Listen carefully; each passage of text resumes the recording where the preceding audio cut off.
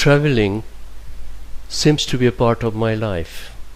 My early experience was with my parents, who became a refugee after India's partition. Since home became a foreign land and having no other property, my family lived in places wherever my father was posted. He was a sub-deputy magistrate. Our house was full of people that I remember. I completed my schooling at Jenkins School in Cooch Behar and did the ISc in Victoria College. Traveling remained with me even after I left art college. I studied art in Calcutta and then received a French government scholarship to Paris. After my return, I spent a few years in Madras and Delhi with the anticipation and eagerness to have a settled life, to have a studio and start work. As it did not materialize, I made another uncertain journey to Paris once again in 1976. From Paris I landed in Nigeria, finding a job, a university position under a UNESCO project. Later, I received a university fellowship to study in the USA, which gave me a professional leverage. My next job was at the University of Port Harcourt as the head of visual arts. So I spent 11 years in Nigeria, and it was a time of stability, regrouping myself mentally and with my art, and of course academic experience.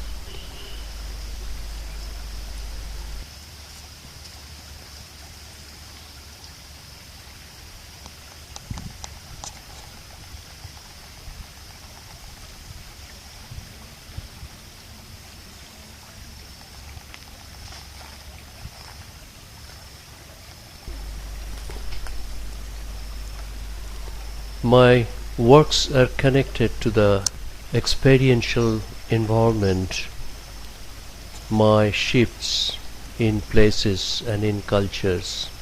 But art college experience made me focused on the European trends. That really created a doubt in my mind. I launched myself in a lifelong process to desaturate my art. Writing on boards or canvas became a process while in Delhi, and it continued in Paris, where it found a more precise direction. But the next 6-7 years was most unsettling, wandering without a job or having a workspace. It was only the drawings that I could do of faces of tortured souls, which I still do. In Nigeria, I made a fresh start with oils and realism, developing the interior series. These later merged with the walls and midscape series when I was in India. Sometimes, after the new millennia, my works developed into inscription series in various versions and more abstracted. Meanwhile, writing books continued. My memoir was published in the UK.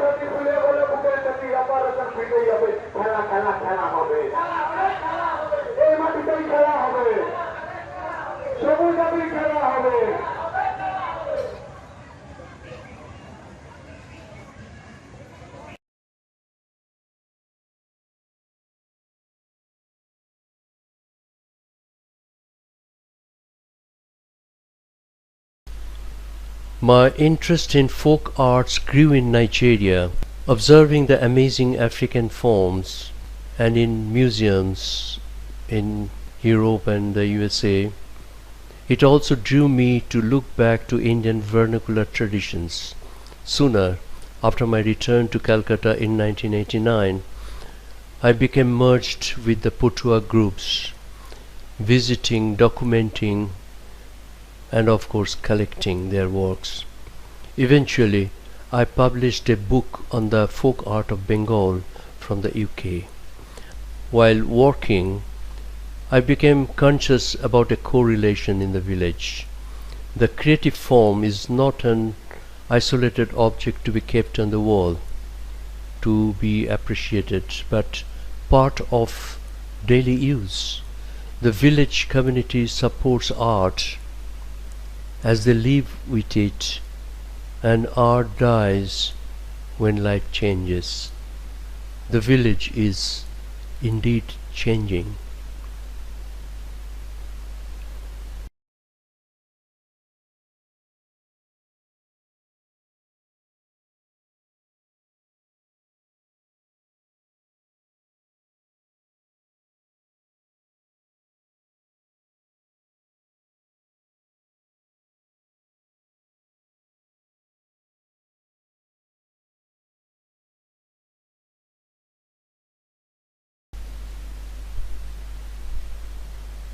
After returning to India, my exploration continued within Indian villages, occasionally to the Far East, the USA or Europe, partly with my gallery events. I observed an emerging situation in India this time. With the arrival of Sadhvis and Christies, a semblance of art market appeared in the late 90s. The high points of activities continued not more than 10 to 15 years. They brought the global norm, auction rules, and the mode of publicity. The emerging galleries supplied art that was pre-listed as modern, Indian modernism. They already created new categories and textual references for promotional works. So a new brand of hired writers emerged to align the uniqueness of Indian modernism for global demand. All these are within the gamut of the market process, but it concerned only 30 to 40 names. The much larger life of artists, how many thousands we don't know, remained unexplored. Moreover, the surge of art market did not create laws or sustainable professional environment.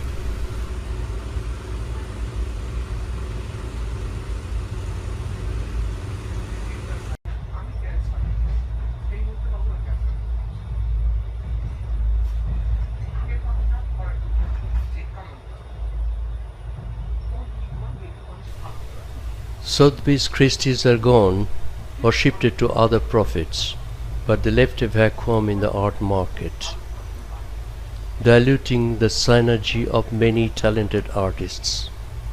Political priorities hardly concern art or its issues and survival.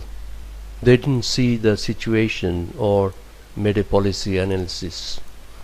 Urban art is alienated from all layers of life, except it's the artist's pleasure within a virtual market. We hardly observe that marginalizing is our historical trend and working now. The signs are lingering. For instance, in one sweeping decision, the fund was closed to Guru Shodai Datta Museum in Calcutta. Now the government is removing the iconic art centers of Delhi to minor buildings to extend space for governmental buildings. The number of modern art galleries and museums in India are minimal compared to China or South Korea.